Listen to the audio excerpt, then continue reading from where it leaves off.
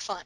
Thank you, Erin, and thanks for administering the poll. I was hoping to just sort of get a read on the audience in terms of everyone's either familiarity with MI or comfort level with MI, and it sounds like maybe about half of you are sort of familiar with it, but maybe not quite comfortable utilizing it, and maybe another third still kind of learning what MI is. So I'll refer to motivational interviewing throughout our hour today as MI, just sort of for convenience. And this is really a communication style that we use to pull for a person's intrinsic motivation to change. So we'll start out with a brief introduction and make sure we're sort of all on the same page. So if we think about, what are some of the best predictors of behavior change when we think about some kind of working relationship with someone?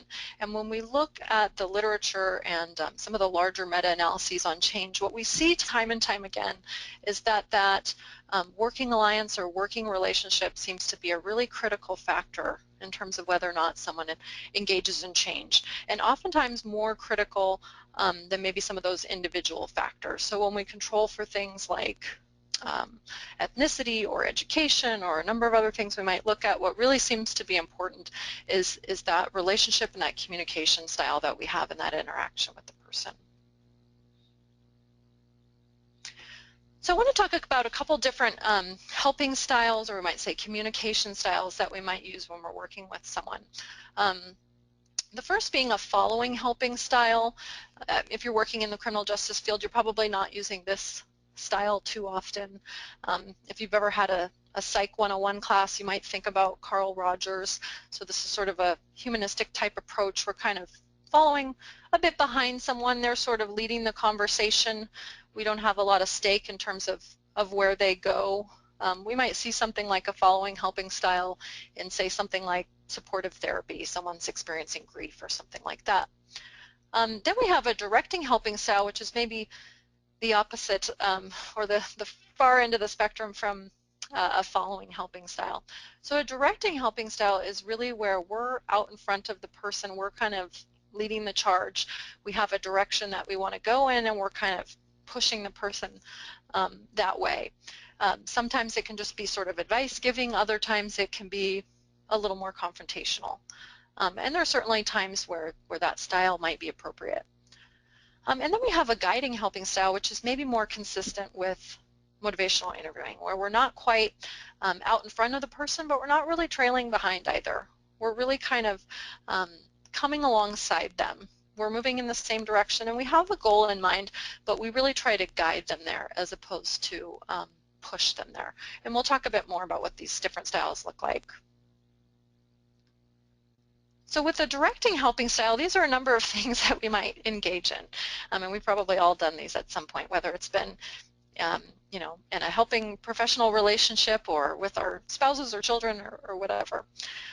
So that might involve warning of the consequences if someone doesn't change, perhaps arguing with the person, correcting them or trying to correct their behavior, maybe sometimes on the harsher side, kind of a blaming, shaming type thing, questioning someone's integrity, sort of painting a moral picture around someone's situation, labeling, so things like calling someone an alcoholic, things like that. So with this directing helping style sort of comes this innate tendency that we have to kind of correct other people's behavior, and we might call this the writing reflex. So it's sort of this idea that I have the answer, I know what will make things a little better for your situation, and if you will just kind of do things the way that I'm proposing, things will get better for you. So the thing about the writing reflex is it's really usually very well intended. The intent is often to help. In a guiding style or something like MI, we very consciously try to repress this reflex. So we kind of try to rein it in. It's something that comes very naturally to us. So in this style, we're making a conscious effort to not engage in that and sort of hold our tongue, so to speak. So what happens when we use a directing helping style? A number of things may occur. We might start to see the person kind of disengage a bit. They may sort of shut down. They might become somewhat defensive, maybe in some cases, outwardly hostile or angry, it really starts to create this sense of tension in the relationship, or in motivational interviewing, sometimes we'll refer to that as discord. The person may become angry. They may just not come back to see us, right? So if you're working with someone on probation or parole, perhaps they abscond, but really we just create this breakdown in the relationship. So on the other hand, if we use a guiding helping style, we might think about motivational interviewing and Bill Miller. If you're not familiar with Bill Miller, he's sort of thought of as the founder of motivational interviewing, and he really started his work in the substance abuse field, and was sort of seeing the way that his peers communicated with people with substance use disorders, and that it didn't seem to be particularly effective. So this was back in the 70s when we were using a much more confrontational style to talk to people about substance use. And he was just seeing the way that we communicated and the way that we referred to people really didn't seem to create a very good working relationship, and didn't tend to result in behavior change. And so he started to pull together a number of concepts, really kind of from existing literature, and then maybe some new ideas as well, and sort of develop this style called motivational interviewing that we'll continue to talk about through the rest of the hour. So when we use a guiding helping style, which again, that's sort of coming alongside the person, we're not really giving a lot of advice, we're not giving a lot of suggestions, we're really trying to pull from them kind of their intrinsic motivations or reasons for change. And we might see a number of things taking place. One, we're starting to build some good rapport. Maybe we're starting to build some trust. Hopefully the person's talking a bit more. They may start to feel empowered and optimistic and hopeful about their future. Hopefully they're starting to engage more. And hopefully they're willing to come back and talk to us, say if they're on community supervision, or if you're in another setting, they may just be willing to talk to you again, and we've sort of laid the foundation for that good working relationship. So just so we're all on the same page in terms of a working definition, we might say motivational interviewing is a collaborative conversation style or communication style for strengthening a person's own motivation and commitment to change. So again, we're pulling that from them. Why are they interested in changing? Not so much why we think they should change, but how do we pull from them why and how they want to change, in the hopes that that change is a little more long-term and sustainable. So if we're thinking about MI more broadly, or sort of the gestalt of MI, or some people have kind of called it the MI spirit, there's probably 4 concepts that we're thinking about, or kind of keeping in the back of our mind in terms of the way that we communicate. And one is partnership. Are we collaborating with the person? Does the conversation feel collaborative? Do we see ourselves as kind of equals? So of course in that professional relationship there's often a power dynamic, but are we able to kind of treat the person as an equal? Can we step outside of that expert role a little bit and give them some opportunities to serve as the expert of their own life and how change might best occur in their life? And then acceptance. So we're sort of accepting maybe where the person is currently in terms of their readiness or willingness to change without judgment. Doesn't mean that we by any means accept all of their behaviors, or certainly don't accept, criminal behavior, but really that we're just accepting of where they are in the change process and where they kind of are in that trajectory. And then part of that acceptance is really avoiding confrontation. So that's where that reining in the writing reflex comes in. And then compassion. So this is a little different than sympathy, but it's more about empathy, really. Are we able to show the person that we can kind of step into their shoes and understand their perspective, and genuinely trying to understand their perspective of kind of their background and all the things they bring to the table and all of their current situation and how that might be impacting them. And then lastly, evocation. So what this is really getting at is, can we get the person to talk about changing? Can we evoke what we might call change talk from them? Can we get them to literally verbalize some things about changing? And this seems to be a really key element in terms of what makes MI work, and we'll talk a little bit more about that as we go on. But these are really kind of those core elements that we're always kind of keeping in the back of our mind when we're using a motivational interviewing style. So I want to point out a couple things from the literature. If you're anything like me, I'm not apt to take on something new unless I know it's been demonstrated to be effective. So we don't have too much time together, but I'll point you to a couple larger meta-analyses and then some criminal justice MI literature. So this is a large meta-analysis conducted by Bill Miller and a few others, comparing a guiding helping style to a directing helping style. So these were 72 randomized clinical trials comparing MI to other styles. At the bottom there is your effect size. So if you're not familiar with effect sizes, 1 is going to be our strongest effect size, 0 being really no effect. And the average effect size is about 0.77, which is tremendously strong. So by comparison, most of our evidence-based practices are going to kind of be more in that 3 to 4 range, 0.3 to 0.4 range. And what they found is if someone used a guiding helping style as opposed to a directing helping style, we saw about a 20 to 30% better improvement rather in those target behaviors or change goals that were of focus. So that's not 20 to 30% of people got better, but 20 to 30% above and beyond using that, say, directing helping style. And they also found that people tended to stay in treatment a bit longer. We might call that retention, which we know is important in terms of dosage and people having success when they're trying to, say, do something like quit drugs and alcohol. And also adherence, so increased adherence to, say, a treatment plan or case plan. And as you can see here, there were a variety of target behaviors that were sort of touched upon in this meta-analysis, anything from HIV risky behaviors to drug abuse, gambling, alcohol use, and so on. And what you might notice here at follow-up, we're looking here 12 months out, a number of those behavior changes were maintained a year later. And in this meta-analysis, the researchers were surprised to find that MI was 2 to 3 times more effective with ethnic minorities than their white counterparts across these studies. And that was very telling to these researchers. And what they were sort of starting to formulate was this idea that, you know, perhaps those who already feel disenfranchised can benefit even more from a style that's maybe a little further away from the directing helping style and a bit more collaborative. So one other meta-analysis I'll mention, 119 studies. This was done by Lundahl and colleagues.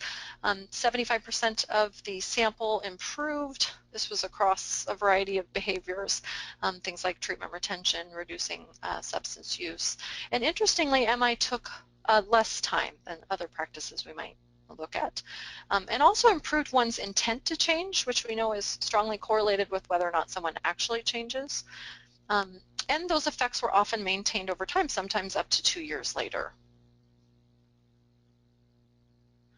So I'll point you briefly to a little bit of CJ-MI literature. It's a little more limited than some of the other bodies of literature around MI, but McMurrin put together a review of MI-CJ literature, included 13 peer-reviewed studies and 6 dissertations, 10 of which were randomized controlled trials, and found things that we've found in other MI literature, you know, reduction in substance use, a reduction in domestic violence and recidivism.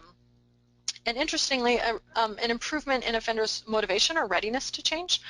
And as I mentioned before, their substance use, which has been demonstrated in the MI literature for about 20, 30 years now.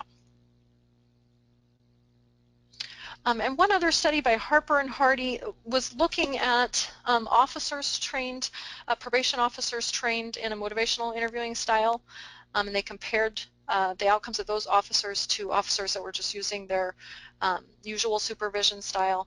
And the treatment group, so the probationers that were exposed to the officers using the MI style, showed significant improvements in criminal thinking, their anticipation of rearrest and reincarceration, and also just their general perception of their kind of personal problems or life problems. So one thing that has come up as the criminal justice field as a whole has started to implement MI a bit more is really this notion that we don't have enough literature out there yet, and I think everyone would kind of be in agreement on that. Although fortunately we do have about 30 years of literature on MI and literally hundreds of randomized controlled trials to support its effectiveness. So Bill Miller tried to address this, and I just wanted to quote him here because I think he makes an excellent point. Is there reason to expect that offenders as a group would respond differently than other people to change interventions? One consideration is that by virtue of being deprived of prior freedoms, a higher than usual level of reactance might be present, and an oppositional response could be anticipated to confrontational approaches that further challenge autonomy. So in other words, are we going to see even more reactance from, say, an offender population if we use, say, a directing helping style? So I think that's a useful thing to think about. Hopefully you'll be seeing more literature on MI in the criminal justice field. And I know Bill Miller, I believe, has a book due out this year on utilizing MI in both corrections and community corrections.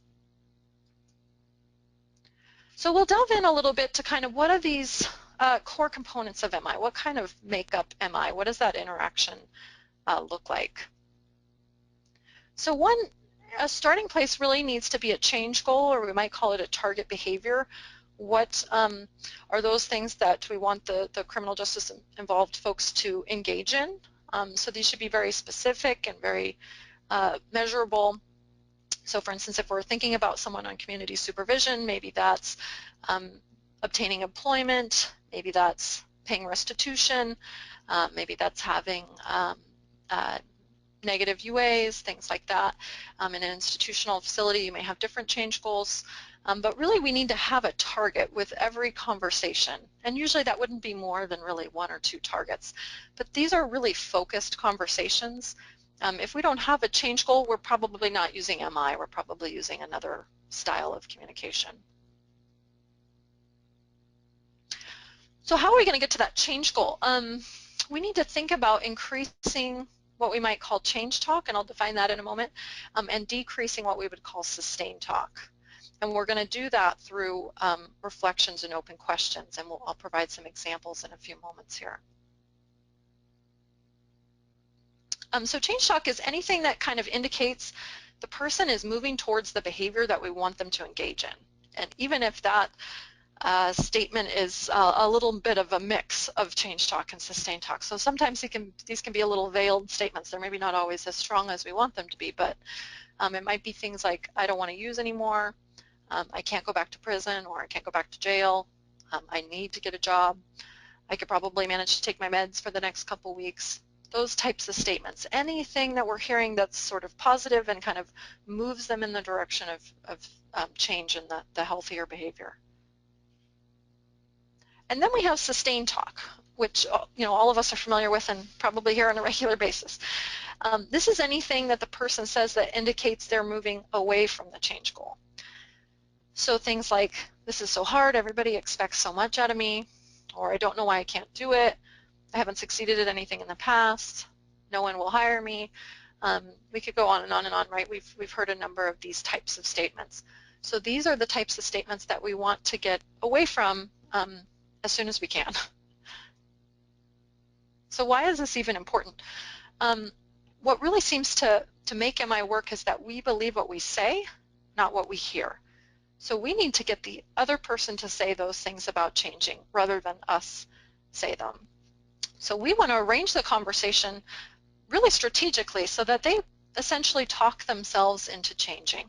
And we do this by bringing out more of that change talk and kind of softening or getting away from the sustained talk, which can be challenging and takes a little practice. So why is that important? Well, when we look at the literature, what we see is our interview style or our communication style predicts the volume of change talk that we get. So, researchers have actually looked at interviews, dissected the language, counted the number of times that we see change and sustained talk, and when interviewers use a guiding helping style, they get more instances of change talk and a higher volume of change talk. And we know that change talk is strongly correlated with actual change. So if we use that guiding style, we're going to get more change talk. Change talk is going to be correlated with actual change. So there's sort of this trajectory of change that occurs. And another thing we might be thinking about really is self-care and making our job easier, avoiding those kind of power struggles that really lead to excessive burnout, and just feeling really deflated and defeated at the end of the day. I'm sure we've all had those days where it felt like we were doing nothing but arguing with people all day. Um, and that can be really draining for both ourselves and the person who's involved with the criminal justice system. So this is a way to improve those working relationships, but two, a way to really make our professional lives a little bit healthier and more sustainable. So how do we kind of start to recognize change talk? What might that look like? Linguists have fortunately done that work for us and pulled out some categories of change talk that we often hear. So those might include desire. What are people saying about why they want to change? Ability. Do they think they can change? Or how do they think they can change? Needs or reasons. What are kind of some of those motivating factors for them? Is it a spouse? Is it staying out of the criminal justice system? Is it completing probation or parole? What are those motivating factors? Commitment. How committed are they to the change? Are they starting to say some things about changing and sounding committed to it? And steps. Have they taken some steps so far towards that change? So some people like this new moniker, find it helpful, dance or steps. I've heard of some people kind of, putting it up in their office, on a wall or maybe behind where you might be talking to an offender as sort of a reminder. When you get stuck, these might be categories where we might go to try to pull for additional change talk. So we'll take a look at a couple examples. Perhaps the person says, I've lived there before. Maybe they're referring to some kind of halfway house or transitional housing unit. I don't like that place. No one's serious about their recovery there. Well, on the surface, we might be concerned with that statement. We maybe hear a little sustained talk, but we also hear some desire. They're wanting to live somewhere where people are serious about their recovery. So when we get a statement and we hear a little bit of sustained talk and we hear a little bit of change talk, we're going to try to capitalize on that change talk. So in this instance, we might just reflect back, you want to live somewhere where everybody else is serious about their recovery too, something like that. Another example, I went to group on Wednesday, but I've never really gotten anything out of group before. You probably heard this type of statement, right? We hear a little sustained talk, but we also hear some change talk. We hear some steps. They went to group. So granted, maybe they don't feel like they're getting anything out of it yet, but they did go. So we might say, oh, that's great, you went to group. We might call that an affirmation. Completing your probation or completing your parole or fill in the blank is really important to you. I don't want to miss a drop, but I have to take 2 buses to get there, and sometimes I'm picking up my son from school.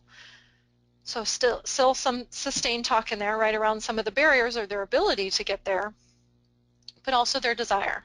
They don't want to miss any UAs. That's important to them to get there. So we're always going to try to tease out the change talk and move forward with the change talk, and many times sort of sidestep whatever sustained talk we've heard, with the hope that if we capitalize on the change talk, that's the continued direction of the conversation. So here's an acronym that might help you think about those different types of statements that you might make as you're conversing with someone. These are statements that you might make to try to pull for that change talk. So some will refer to OARS, if that's an easy acronym to remember.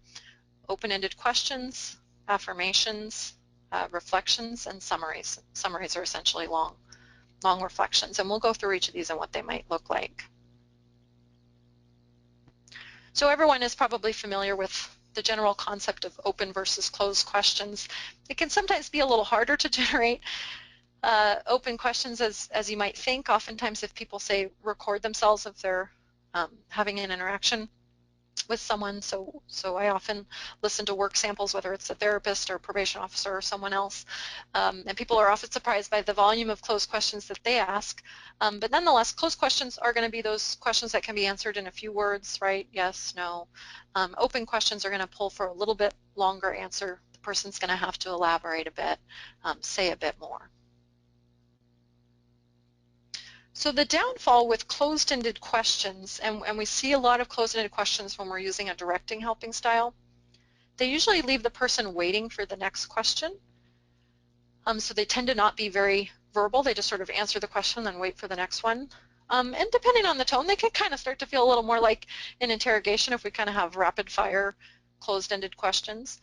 But they really don't work to expand the conversation. We're not learning a whole lot. And if we don't ask the right question, we're probably going to miss something. So it puts a lot of pressure on us to ask those right questions.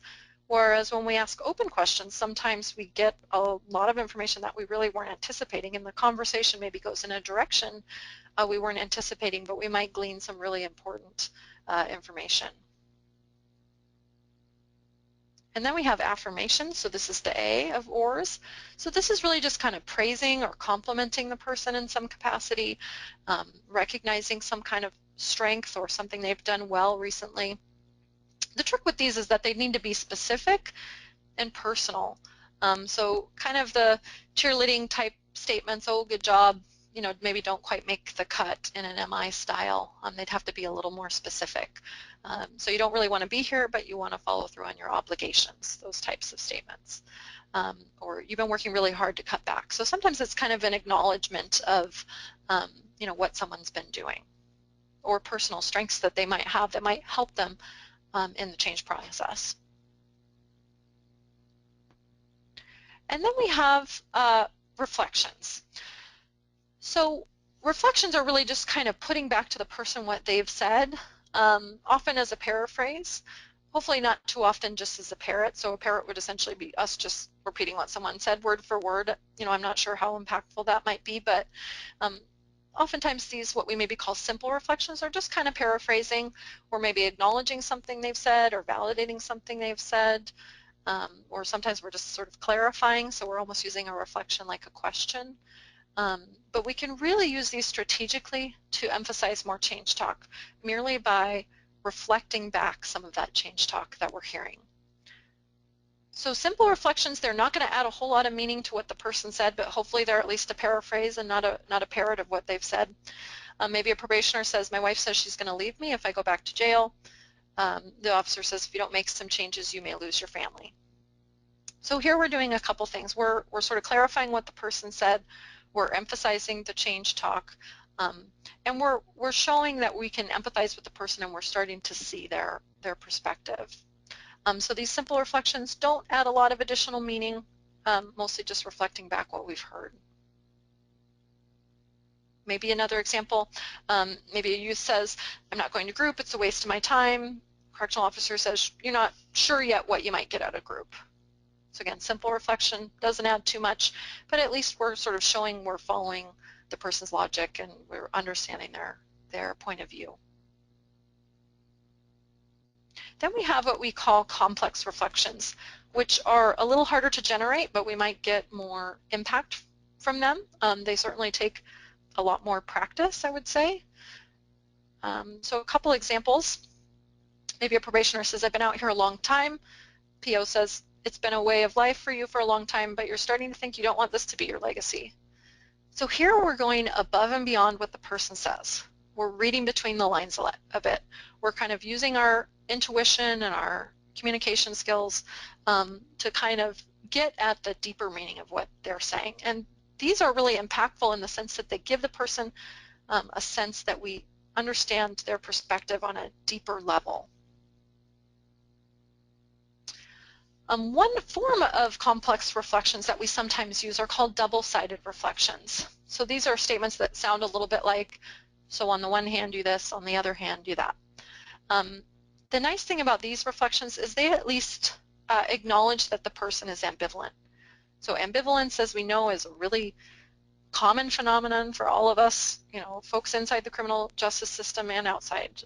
It's just sort of a normal part of the human experience, right? Anytime we're trying to make a change, oftentimes we're ambivalent about what that might entail. So here we're acknowledging maybe the ways that they want to stay the same, but also maybe the things that we've heard about why or how they're willing to change.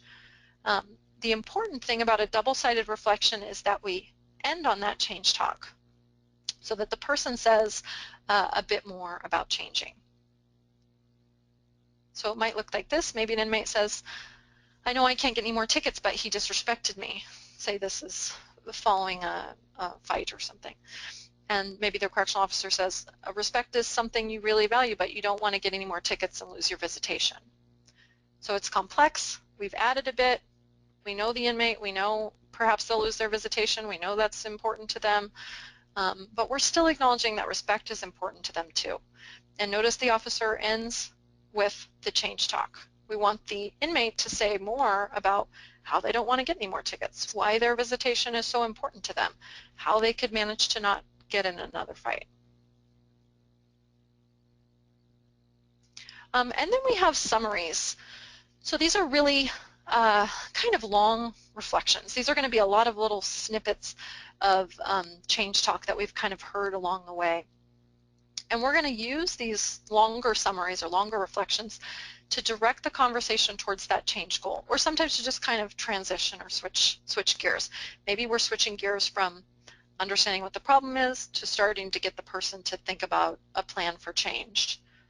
And oftentimes we'll end these summaries with kind of a key question that maybe evokes a little more change talk and hopefully continues that trajectory into thinking about planning. So we might say something like, and this may be after a 5-10 minute conversation, most of your life you've dealt with frustration through getting physical. You're really frustrated with all this legal trouble you've gotten into for fighting in the ways it's limited your activities, and you sometimes feel bad after you hurt somebody. What might be the first step for you if you were to learn a new way of kind of venting your anger? So this is just one example, and sometimes they may even be a little longer than this, but we're just sort of wrapping up everything we've heard, again, demonstrating that empathy piece, but then ending with the change talk. I understand you, here's what I heard, where can we go? Where can we go next? So there's sort of this misnomer out there that we can never provide information if we're using a motivational interviewing style, which certainly isn't true.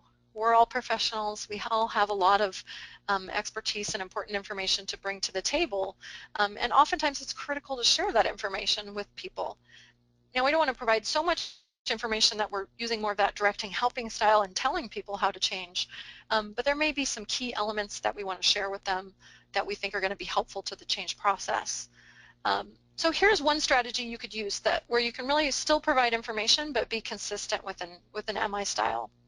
So we call this elicit, provide, elicit. So first we ask their permission to provide the information. So we might say something like, hey, there's something I've seen that seems to work for other people on my caseload. Is that something that you'd like to hear about? Almost always people say yes.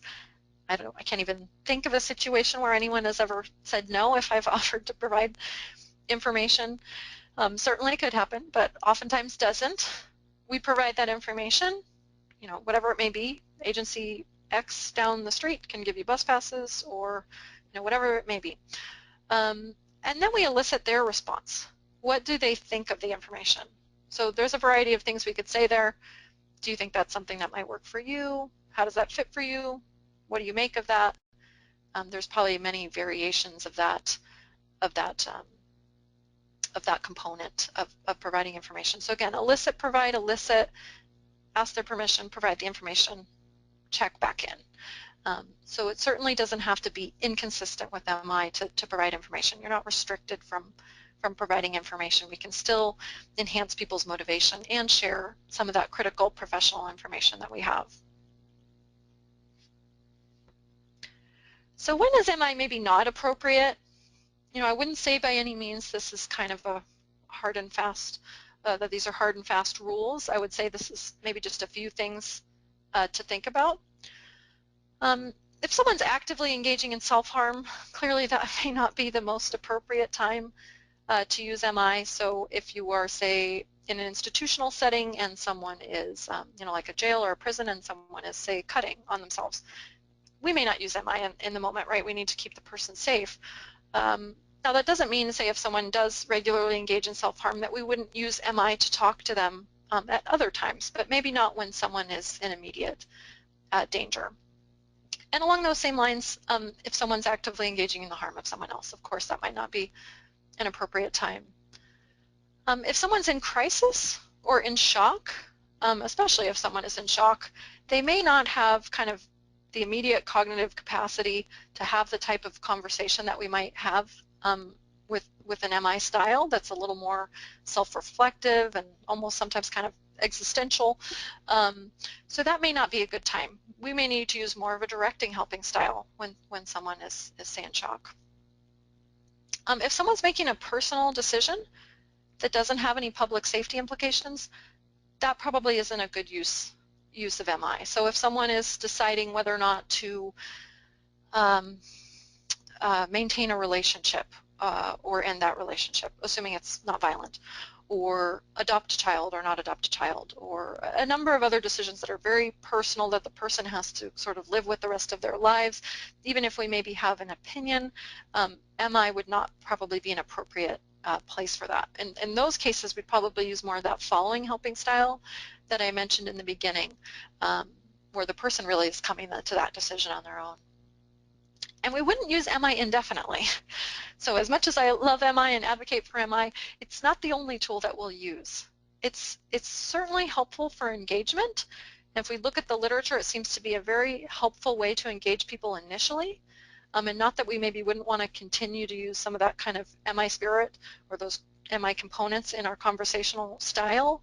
But we may switch to more skill building type approaches later on in the working relationship. So it's not something we would use for that entire working relationship per se. And also, if someone's already motivated to engage in whatever that target behavior is, we don't really need to spend a whole lot of time talking about it.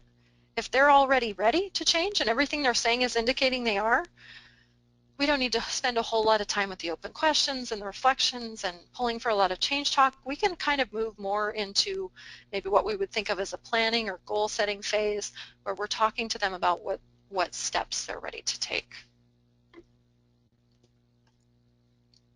So speaking of steps, that was a nice segue, accidental segue. What would you be thinking about doing next? I know our time together today is short, so I'm going to point you to a few resources. I think this is a style that takes a lot of practice, but hopefully there'll be a few things that you can start applying. So if we kind of think back about what I've talked about over the last 40 minutes, if you're wanting to start implementing some of these MI techniques, a couple things you might be thinking about. One, increasing your use of reflections. So cutting back on those questions and reflecting a bit more of what you hear. This is what we might call kind of active listening, right? Simple reflections, a little easier to generate. Those might be a good place to start in terms of practice, working your way up to those more complex reflections. And with those complex reflections, sometimes people are a little uncomfortable with them at first because they are a little bit of a guess, a little bit of a gamble about what we think the person really means. You may surprise yourself and be pretty right on a lot of the time. And when we use those complex reflections and they really resonate with the person, we get a lot of impact from those in terms of the working relationship. And then we want to decrease our questions. So in an MI style, we'd be using twice as many reflections as questions. So it's a much more kind of reflection-heavy, active listening-heavy style, not a lot of questioning. And we especially want to cut back on those closed-ended questions. So if you could merely even just convert your open questions to closed-ended questions, you're probably going to get the people you're working with to talk a bit more. We want to reflect change talk. We want to get away from that sustained talk, right? So if we hear change talk, we always want to be capitalizing on that. We hear some, we reflect it. We hear some, we ask a little bit more about it. We hear some sustained talk, we try to get away from it. Maybe we ignore it, maybe we go back to some change talk we heard before, but we're really kind of thinking about every statement the person makes and what direction we want to take the conversation as. And hopefully it's always in the direction of getting the person to say a little more about change. And sometimes that might take a lot of digging. Asking permission to provide information. So if we think about reining in that writing reflex and using that provide elicit technique kind of sparingly, but here and there when we have some important information to share. And then expressing empathy or our understanding through affirmations and reflections. So showing the person, no, I'm not you, no, I haven't, walked in your shoes, but I'm going to try my best to understand where you're coming from, and I'm going to demonstrate that to you. And then stepping out of that expert role, which is challenging, right, when we're in that professional role or seat that we're sort of used to and accustomed to, and avoiding that advice giving, treating the person as the expert. that they really have the know-how in terms of how they're going to change, why change is going to be important to them, what's the best way to go about it. So I would say practice makes progress, not perfect. So this is a skill that is going to take a lot of practice. You know, if this is a first introduction to MI for you, you'd probably need to learn a bit more and be practicing some of these skills, and maybe even getting feedback from say, a colleague or an MI professional in some capacity. But it's also something you can practice in groups with other people you work with. So I want to point everyone to a couple resources. This is Bill Miller's book, Helping People Change. It's in its 3rd edition now. Excellent text, very easy read, great for a variety of professionals. You'll see, you know, a number of case examples and things in the text. There's a number of areas in the text that are also specific to criminal justice. And Bill Miller is, as I mentioned earlier, should be getting a book out this year, I believe, kind of a variation of this text on using MI with criminal justice populations. But nonetheless, I think this text is kind of written for the generalist, so to speak. So anyone working in the criminal justice field, I think, could benefit from this as well. And then I also want to point you to 2 guides from NIC if you haven't seen them before. One is for probation and parole. The other is for using MI in corrections. And I checked with Aaron before the webinar, and he said this is something that we can get out to everyone as well. But if you're wanting it a little sooner, here is the URL for you, or you can easily find it, I would say, on the NIC webpage.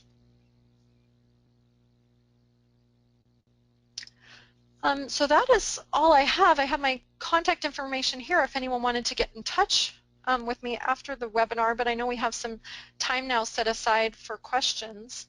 So Aaron, I guess I can turn it back over to you, and you can let me know if anything has been coming in. Or Absolutely, and Dr. Lindsay, thank you very much for a great presentation. At this time, we do have time for a few questions, and you can enter those questions in through the GoToWebinar toolbar. And our first question is, you mentioned earlier that in terms of using motivational interviewing, you shouldn't use it for an indefinite period of time. Is there a rule of thumb when it's appropriate to stop using it, or how do we know when its effectiveness has run its course? Yeah, that's a really good question, and Bill Miller has tried to address that question. And you know, I don't know if this is based on the literature or he just kind of pulled it out of a hat, but he sort of said, you know, maybe you would use it for the first 2, 3, 4 times you're meeting with somebody, but beyond that, you could switch gears a little bit and start using some other techniques. So say if you're working in community corrections, you may start using more of a cognitive behavioral type approach, or you might start using, you know, EPICS or STAR or something like that. But I would say for myself, I always try to keep that sort of MI spirit in the back of my mind in all interactions, so that kind of continues to shine through and hopefully maintains the working relationship. So hopefully we can use MI to establish the working relationship to where we can use some other styles later. But I would still try to utilize some of those skills. You know, open-ended questions aren't really going anywhere. Reflections aren't really going anywhere. So those are 2 that I would always kind of fall back on, are those open questions and reflections. Great, thank you. I'm going to read the next question verbatim. My training has been very validation heavy. I am not hearing validation in response to the non-change talk.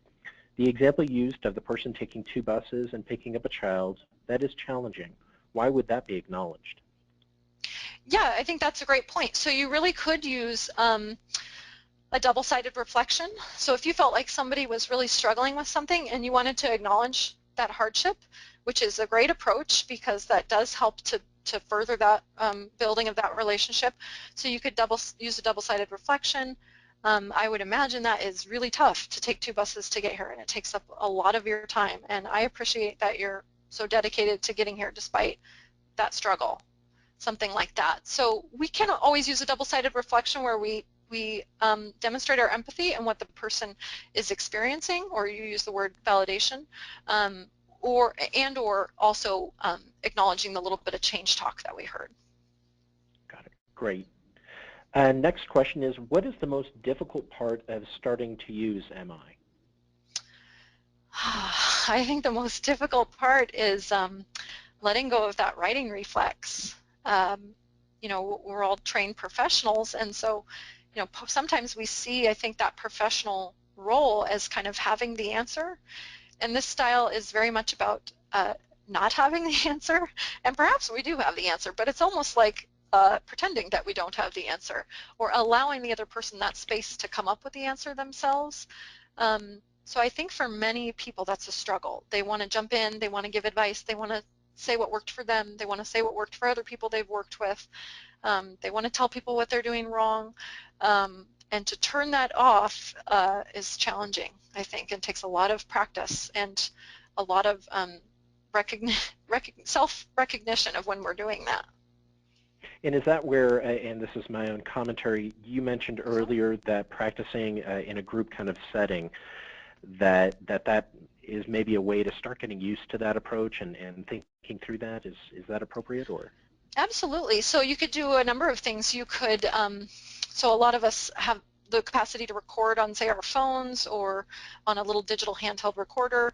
Sometimes people will record themselves interacting with someone, and if you can't do that with an offender, you know, given certain restrictions in your agency or something, you could just do that with a friend or colleague. And then you can play that back and really kind of listen, you know, how often did you provide advice or suggestions when you hadn't really asked permission to do so?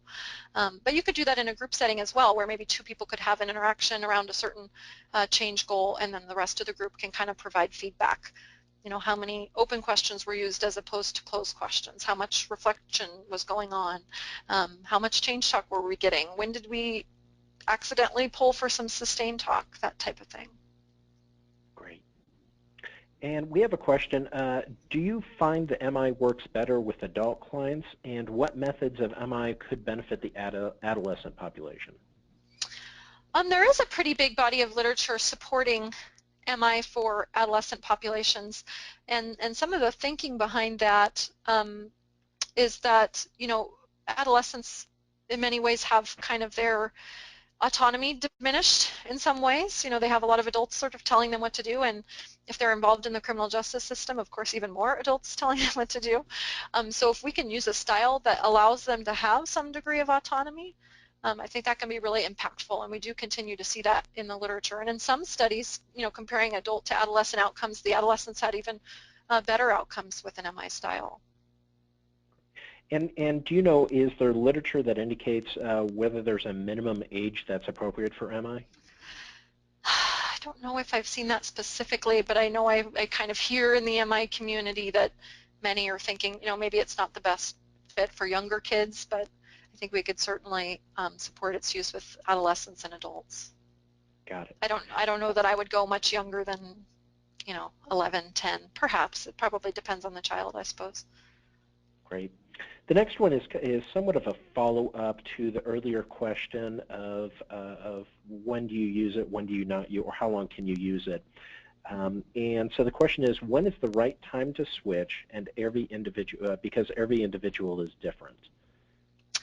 Yeah, that's a great question. And if people are interested and want to contact me afterwards, I can send out a few slides I have on what we call the 4 processes, which are sort of stages of MI. And so there might be, and I have a slide set that I could also share with people around when we might transition to goal setting. But I think when we're starting to hear a lot of change talk, and we're hearing few and far between sustained talk type statements, and when people are starting to engage in what we call mobilizing change talk, which are those commitment type statements, and also any steps that they've taken, those are also good indications we can maybe start moving to kind of some goal setting. So really it's once we've stopped hearing a lot of those statements about why people can't change, and kind of more this resolve around, okay, I'm ready to change, I'm ready to start thinking about how. And then once we've gotten that engagement and we've set up a plan, then we might be utilizing, you know, some other skills at that point. We might be bringing in some other evidence-based practices. Okay. And where that happens, I think, really differs from person to person. It could happen in 10 minutes with some folks. Great. So we have time just for about 3 more questions here or so. Can you effectively use MI over remotely over the phone, by email, and so on and so forth, not face-to-face? That's a great question. I mean, I would imagine, so if we look at the behavioral health field, there's been a big shift to provide more behavioral health services through those types of mediums that you mentioned, and I would imagine a lot of them are using, uh, you know, elements of motivational interviewing. So I don't see why you couldn't. I have a colleague who's been training in motivational interviewing since the early 80s, and I frequently give him a hard time because I would say his emails are written in a motivational interviewing style, and getting a direct answer from him is almost like pulling teeth. So I think you can use it in a variety of other forums, whether it's, web-based or email. I certainly think you could be MI non-adherent or use a directing helping style in an email. I think we've all experienced that and how that maybe feels on the receiving end. So yeah, I think it's possible. I don't see why it isn't possible. Great. Yeah. So I'll start using that as the reason why people want to answer my question about email. A couple of other great questions, and then we'll go to kind of final closing comments from you, Dr. Lindsay. Sorry. In your experience, have you heard or seen that MI being used within the Native American or American Indian populations? And if so, is there particular success or anything you can share about that? Yeah, absolutely. So very convenient that you said that. It's almost like I plugged you in the audience. So if you want to reach out to me, my email address is there. A few of my colleagues and I wrote a paper on using MI with criminal justice Native Americans for the Federal Probation Journal just last year, so I can send you that article, and I can also send you a slide set for a recent webinar that we did on the topic. So there certainly is some evidence that it would be effective with that population. And thinking back to the Hatima and Miller meta-analysis I showed early on, if you recall, with kind of the graph and the effect sizes, so they actually found that MI was 3 times more effective with Native Americans in those studies than the white participants. So yeah, I think we can certainly support that argument, and I'm happy to share some more resources offline. That's wonderful. I will tell you we only have time for one more question. There are quite a few additional questions that I would encourage folks to reach out directly to Dr. Lindsay on. The last question is, do you see MI as being appropriate to use in cases of psychotic disorders when people are actively delusional or paranoid? I don't think that's the best fit. I have tried that myself, so I should say this is mostly anecdotal. This isn't based in the literature, but I did work in an institutional setting for a number of years, seeing folks on mental health watches often for active psychosis. And, I really think when someone's that unstable, they can't quite engage in this type of style. So similar to what I mentioned earlier with maybe someone who's in shock, they maybe just don't quite have the cognitive capacity to engage in that way. So I would reserve that style for once the person's been stabilized on medications and can really converse in a, you know, a different manner. So I personally haven't found it to be very effective. I would kind of be surprised if other people did. I think the level of self-reflection that it involves, people really aren't capable of that if they're having a psychotic episode. So I think I would say no. Great. Thank you very much. And are there any kind of closing comments you would like to share with our audience, Dr. Lindsay? Mostly I just like to make myself available. Certainly feel free to reach out to me. I love to collaborate with people. I'm happy to share more resources. I have a giant MI library, so if there's any particular topics you're interested in, I'm happy to share those, or I'm happy to just give you some ideas on ways you might kind of continue to practice these skills. So don't hesitate to either email or give me a call. Wonderful. And again, Dr. Lindsay, on the behalf of the literally hundreds of people that joined us today, I want to thank you for the wonderful information that you shared. And if anyone has any questions, please feel free to reach out to Dr. Lindsay. And with that, that concludes this webinar. Everyone, please have a great day. Take care. Bye-bye. Thank you.